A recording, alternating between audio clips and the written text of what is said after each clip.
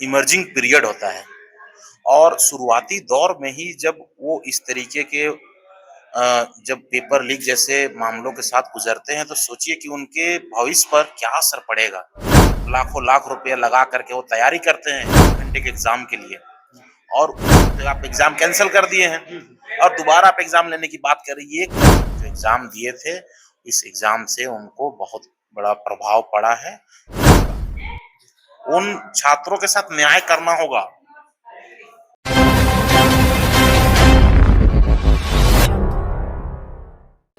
10 सालों में 89 paper leak का मामला जो है सामने आया है। आपको बता दें इसी के साथ जो है तमाम राज्यों में छात्रों का आंदोलन काफी बढ़ चुका है।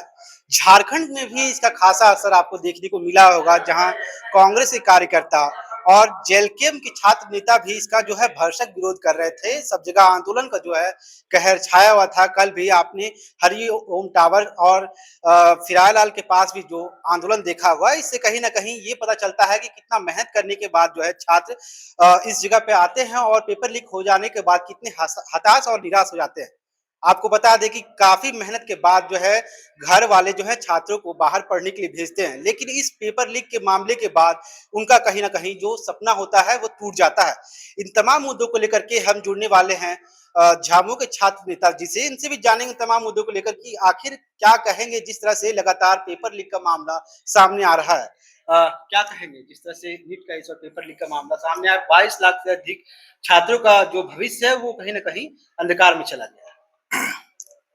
नीट यूजी की परीक्षा एक महत्वपूर्ण परीक्षा है और भारतीय स्तर पर, राष्ट्र स्तर पर यह परीक्षा होती है। इसमें जो छात्र 22,05,035 छात्र इसमें जो 3 मई को जो ये आयोजित की गई पूरे देश में, इसमें उतने अभ्यर्थी जो 12th लेवल का जो एग्जाम है इसमें भाग लिए थे और ये सभी किशोरावस्था के छात्र होते हैं और एक उनका इमर्जिंग पीरियड होता है और शुरुआती दौर में ही जब वो इस तरीके के जब पेपर लीक जैसे मामलों के साथ गुजरते हैं तो सोचिए कि उनके भविष्य पर क्या असर पड़ेगा। जो सरकार बार-बार इस तरीके का कार्यक्रमों को नाकाम रूप से कर रही है। पिछले बार भी नीट की परीक्षा में धांधली हुई और रद्द हुआ।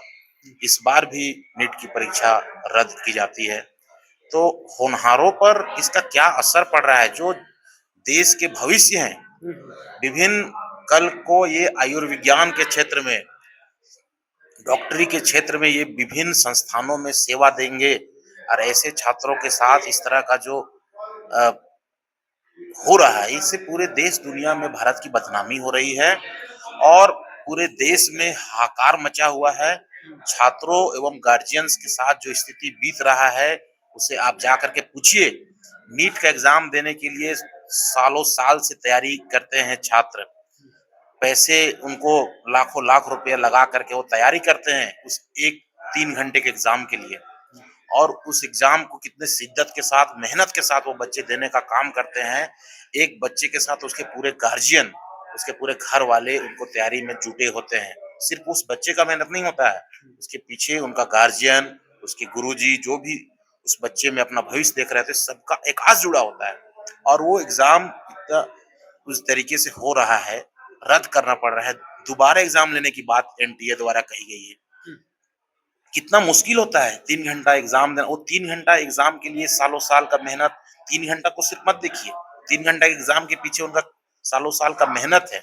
उनका उतना पैसा खर्च होता है और दोबारा जो है आप उसको एक तो आप एग्जाम कैंसल कर दिए हैं और दोबारा आप एग्जाम लेने की बात कर रही है, ये कहीं से भी व्यवहारिक नहीं है।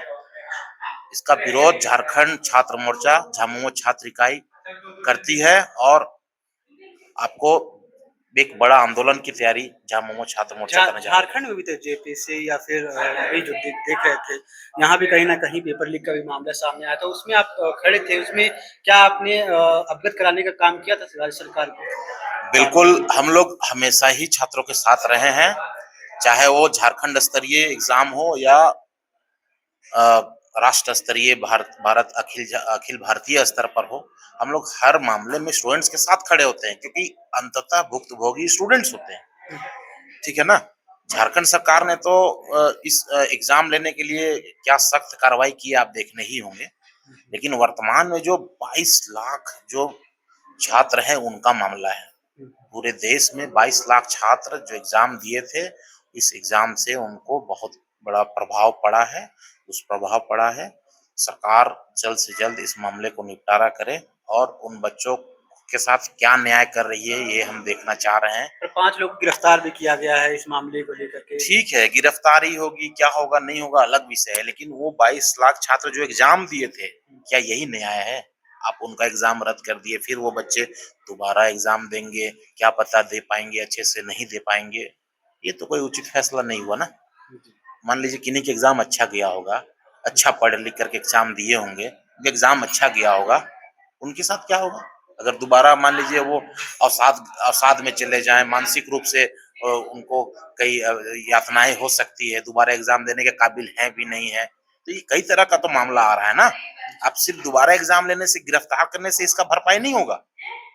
उन छात्रों के साथ न्याय करना होगा, उन छात्रों के साथ न्याय हर हाल में करना होगा जिनका जो एग्जाम दिए हैं, जो होनहार छात्र हैं, जो इनका एग्जाम अच्छा गया है, उन छात्रों के साथ क्या न्याय कर रही है, ये हमारा मांग है, ये हम जानना चाहते हैं।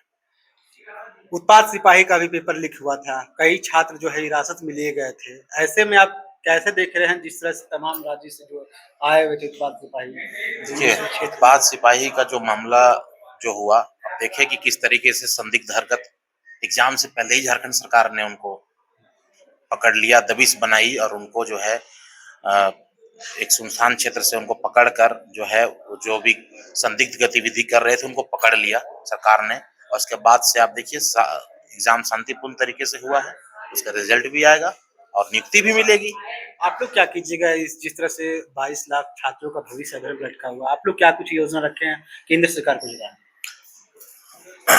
सबसे पहले तो वो 22 लाख छात्रों का जो ये मामला है, सरकार उनके साथ जो है, सबसे पहले तो केंद्रीय शिक्षा मंत्री इस्तीफा दें, धर्मेंद्र प्रधान जी को इस्तीफा देना चाहिए।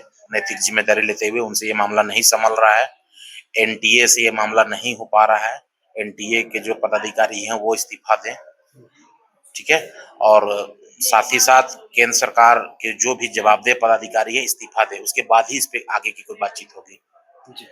बिल्कुल, जिस तरह से हमारे साथ इस वक़्त छात्र नेता मौजूद थे, इनका साफ कहना है कि हम लोग तो उग्र आंदोलन करेंगे, उससे पहले जो है केंद्रीय शिक्षा जो मंत्री हैं धर्मेंद्र प्रधान, उन्हें भी इस्तीफा देना चाहिए और साथ ही जिस तरह से इन तमाम चीज़ों पर जो धांधली होती है और पेपर लीक जैसे मामले हैं, इस पर जो है शिकंजा कसने की ज़रूरत है ताकि छात्रों का भविष्य जो है बचा रह सके क्योंकि छात्र जो हैं काफ़ी मेहनत करके जो है एग्ज़ाम देते हैं और कहीं न कहीं उनका भविष्य अधर में लटका है, ये कहीं न कहीं देश के लिए एक समस्या बनी हुई है। ऐसी खबरों के लिए बने रहे न्यूज़ रांची मेल के साथ मैं चंदन, धन्यवाद।